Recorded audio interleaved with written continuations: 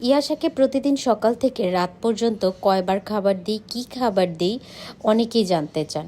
আজকে আমি এই ব্লগটার মাধ্যমে শুধু কি খাবার দিই সেটাই আপনাদেরকে জানাবো না, আমি কোত্থেকে কি কিনি আর প্রতি মাসে ওর জন্য কি কি খাবার কেনা হয় এক মাসের জন্য পুরো সেটাই আজকে এই ছোট্ট ব্লগটার মাধ্যমে আপনাদের সাথে শেয়ার করব।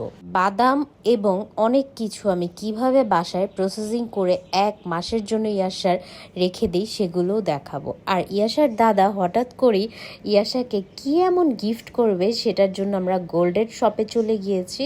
আর আজকে জামাইয়ের পকেট পুরাই ফাঁকা করে দিব মা মেয়ে পুরো মাসের বাজার এবং শপিং করে।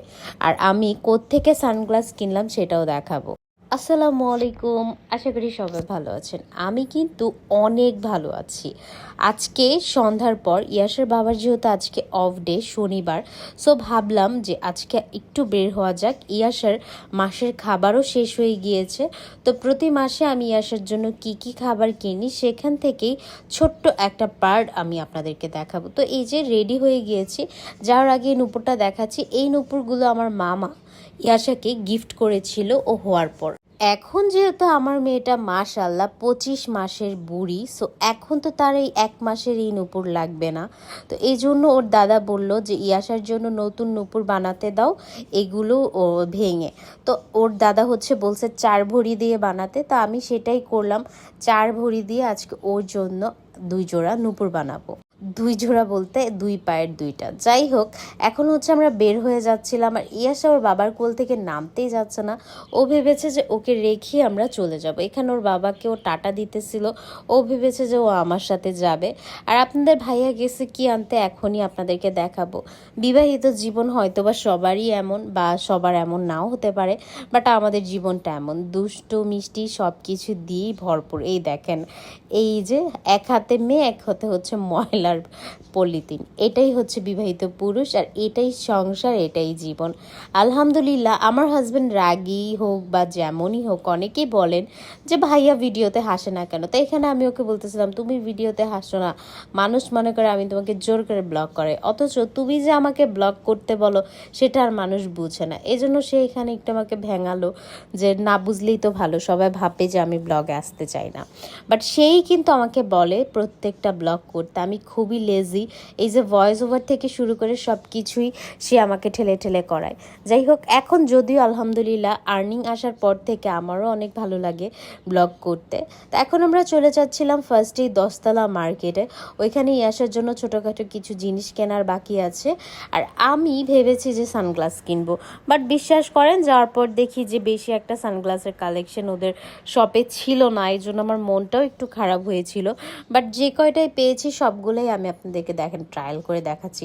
এই ফার্স্টের সানগ্লাসটা আমাকে এত মানিয়েছিল, আমি জানি না আপনাদের কাছে কেমন লাগবে, বাট আমার না এরকম বড় সানগ্লাস পরতে অনেক বেশি ভালো লাগে। বাট এইটা বড় ছিল, কিন্তু এটা না একটু ছোট, এটা এই জন্য আর আমি এটা নিই না। আর এটা আমাকে ভালোও লাগতেছিল না পরার পর।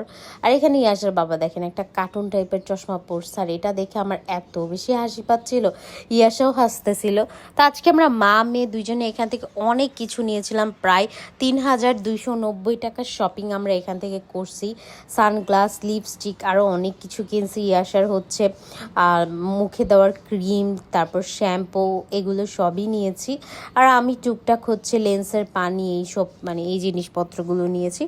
ভালোই শপিং করেছি। ওই যে বলছি না আজকে ছুটির দিন পাইছি, আজকে একদম তাকে ফকির বানায় তারপরে ছাড়বো।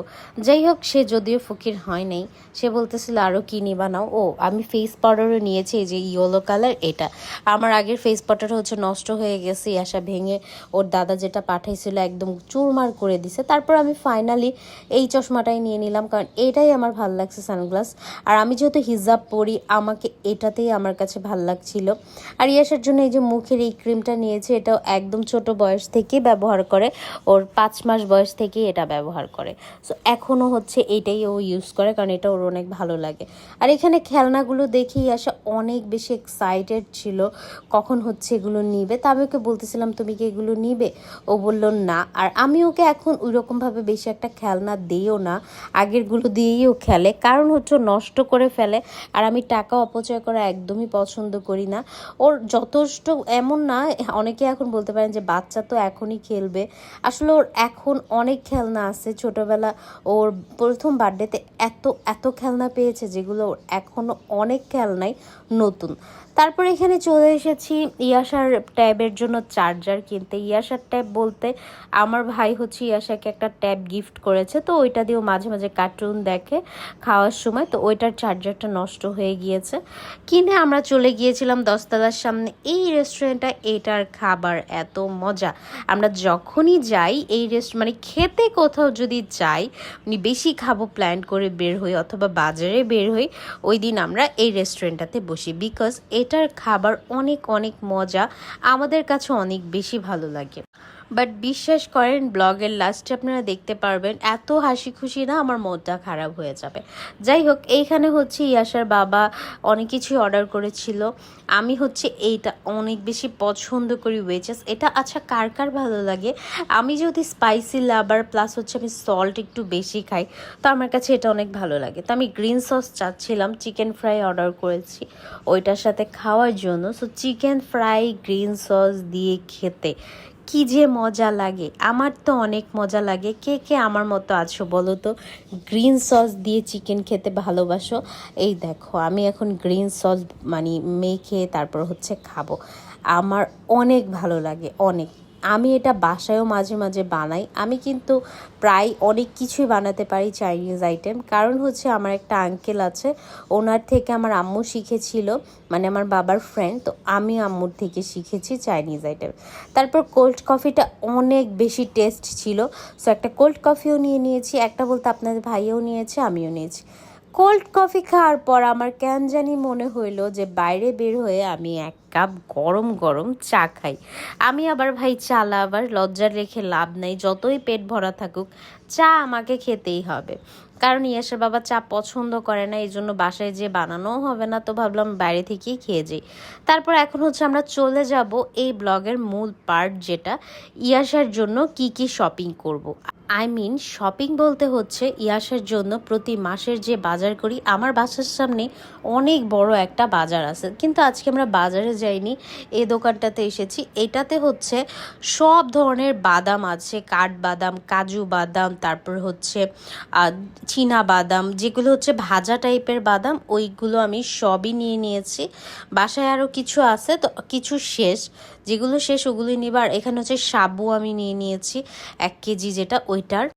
আমি হচ্ছে ওটস নিব, তারপর হচ্ছে আমি ঘি নিব, সুজি নিব, সব আমি আসার জন্য নিব। প্রতি মাসে আমি যেটা করি, সব ধরনের বাদাম, যে কয়টা বাদাম আছে, যেহেতু ইয়াসার বয়স 2, আমি আবারও বলে দিচ্ছি ইয়াসার বয়সটা এখন 2 বছর, সো ওই অনুযায়ী আমি ওকে খাবার দিই। এই যে এই ঘিটা আমি নিব, এই দোকান থেকে এই ঘিটা আমি নিই, এটা একদম অরিজিনাল একটা ঘি। বড় কৌটাটা আমি নিব, এটা না, এটা ছোট, আমি বড়টা নিব। বড়টা হচ্ছে 350 টাকা, বাট ট্রাস্ট মি এটা এত বড় না, ছোট সাইজই, বাট একটু বড় ওইটা থেকে অনেক অনেক ভালো। এটা সুজি দিয়ে বা যে কোনো কিছু দিয়ে বাচ্চাকে আপনি খাওয়াতে পারবেন, অথবা আপনি নিজেও পরোটা অথবা যে কোনো খাবারে দিতে পারবেন।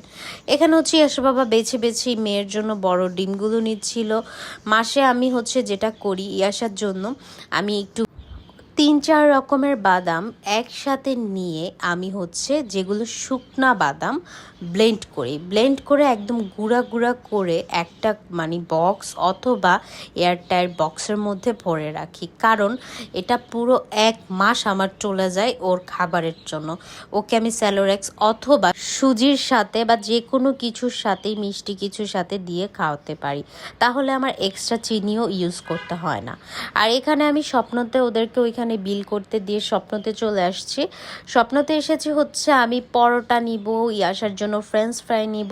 ইয়াসা আবার ফ্রেঞ্চ ফ্রাইটা অনেক বেশি পছন্দ করে, কিন্তু ওই যে আমরা বাসায় যেটা ভাজি আলু কেটে, সে সেটা খেতে চায় না, রেস্টুরেন্টের মতো একটু ক্রিস্পি থাকবে ওই রকম খেতে চায়। তো আমি না ওই রকম ক্রিস্পি করতে পারি না, এই জন্য হচ্ছে আমি ফ্রোজিংটাই ব্যবহার করি। আর এইটা অনেক বেশি ইজি, জাস্ট তেলে দিলেই হয়ে যায়, অত ঝামেলাও করতে হয় না। আর এখানে হচ্ছে ওই যে আমি চা খাওয়ার জন্য দুধ নিতেছি। আর এখানে হচ্ছে ইয়াশা যেটা করছে জানেন কি করছে, ও ডিসপ্লেতে যত দুধ ছিল সব একটা মানিসের মধ্যে ভরার পর টলির মধ্যে ওই লোক বলতেছিল আমার কাজ 3 দিনের বাড়ায় দিচ্ছে। আসলে এই জিনিসটা আমি খেয়ালই করি নাই ও যে কাজ করছে, ও ভরে ফেলার পরে আমি খেয়াল করছি। আর আমার হাতে যেটা দেখতেছেন এটা দিয়ে হচ্ছে টাইলস ক্লিন করে, বাট আমি আপনাদেরকে বলবো জীবনেও এটা নেবেন না। আমি ব্যবহার করেছি, কোনো ক্লিনই হয় না, উল্টা আরও আপনাদের ভাইয়া আমার বেসিন আর চুলা একদম দাগ দাগ করে ফেলছে কালো এটা দিয়ে। যাই হোক, আমার মনটাই খারাপ হয়ে গেছে এটা কেনার পর। তারপরে এখানে আমি যেগুলো কিনছি ওগুলো সব নিলাম, স্বপ্ন থেকে আর কি যেগুলো নিয়েছি। এগুলোর পর দেখে নিয়ে আসার কাণ্ড, ও সব হচ্ছে ওই ট্রলিটার মধ্যে ভরছে।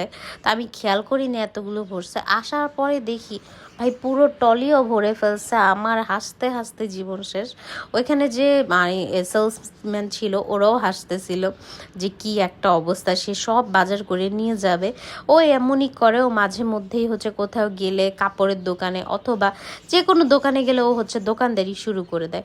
আমি বুঝতেছি না ও কি ফিউচারে দোকানদার হতে চায়। আপনারা একটু কমেন্ট করে জানাবেন তো, ইয়াশা কি দোকানদার হওয়ার জন্য এমন করে নাকি ছোটোবেলা সবাই এমন করে।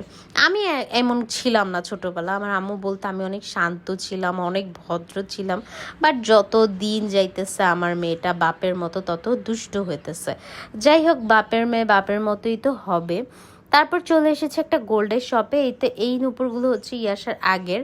তারপর হচ্ছে আমি ওটা ওনাকে দিয়ে ডিজাইন বের করতে বললাম। তো ওনাদের একটা বই ছিল, ক্যাটালগ দেখে আমি একটা ডিজাইন পছন্দ করেছি। আর 4 ভরি থেকে একটু বেশি ওইটা দিয়ে আমি একটা নূপুর অর্ডার করে দিয়েছি, 12 তারিখে দিবে।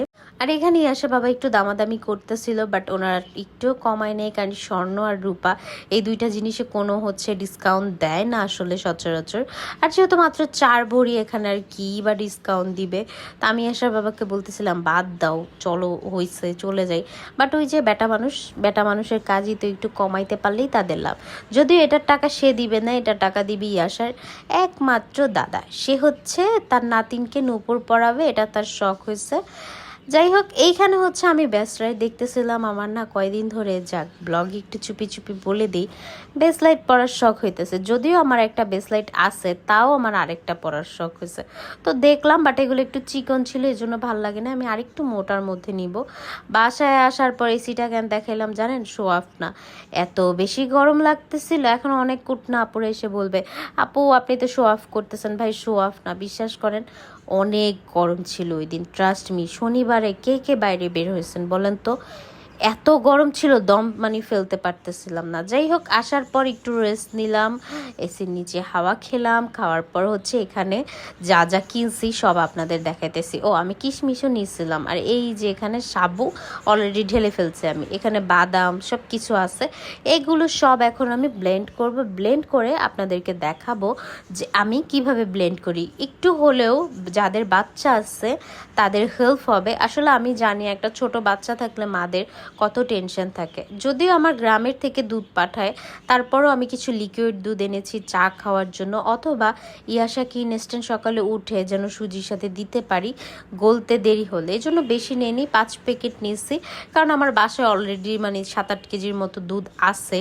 মা গ্রাম থেকে আনছিল, সেগুলো এনেছিল 16 কেজির মতো। ওগুলো খেতে খেতে এখন মনে হয় 7 কেজি অথবা 8 কেজির মতো আছে। যাই হোক, এই যে যে জিনিসগুলো আমি রেখে দিতেছি এখানে। আমার এই ফ্রিজে হচ্ছে আমি শুধু ফ্রোজেন খাবারই রাখি, কিন্তু এখন যত কোরবানির ঈদ গিয়েছে মাছ মাংস সব ডিপে ভরা, এই জন্য এটা পরিষ্কার করে এখানেও কিছু মাংস রাখছি যেন ডিপটাতে একদম বেশি একটা চাপ না পড়ে। তারপর হচ্ছে এই যে লিকুইড দুধগুলো আমি সাজায় রাখতেছি। আর আরেকটা কথা, এই বাজারটা কিন্তু আমি প্রতি মাসে একবার করে থাকি আমার মেয়ের জন্য।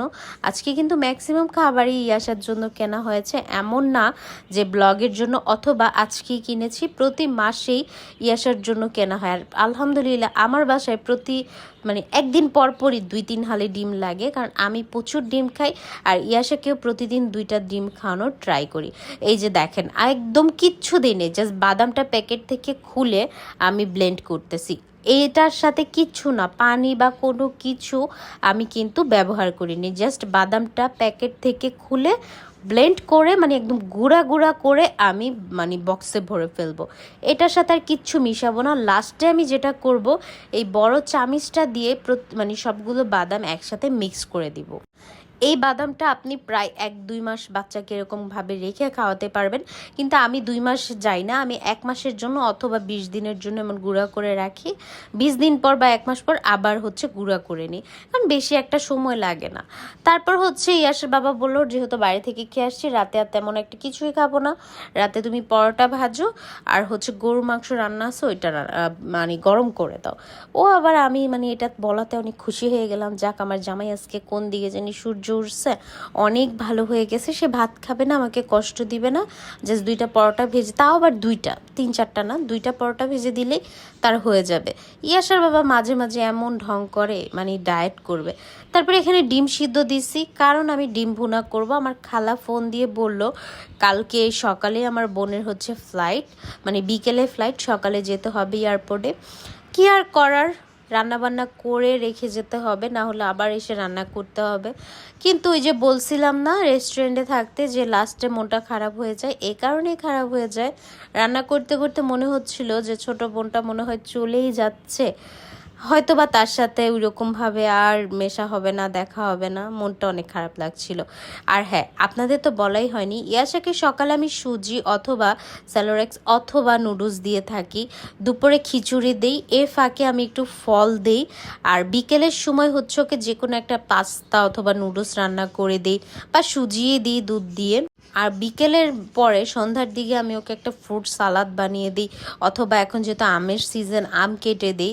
তারপর আমি সন্ধ্যার পর পর দেখা যায় 8টা-9টার দিকে ওকে আবার খিচুড়ি দিই। রাতে আমি চেষ্টা করি ওকে হালকা একটা খাবার দিতে, দুধ দিয়ে স্যালোরেক্স অথবা সুজি বানিয়ে দিই, এটাই ও খায়। আমি প্রতিদিন ওকে প্রতি বেলায় বেলায় মানে চেঞ্জ করে খাবার দিই, যেন ওর খেতে ভালো লাগে। আর আমি আমার ভ্যানিটিতে এটা নতুন করে আবার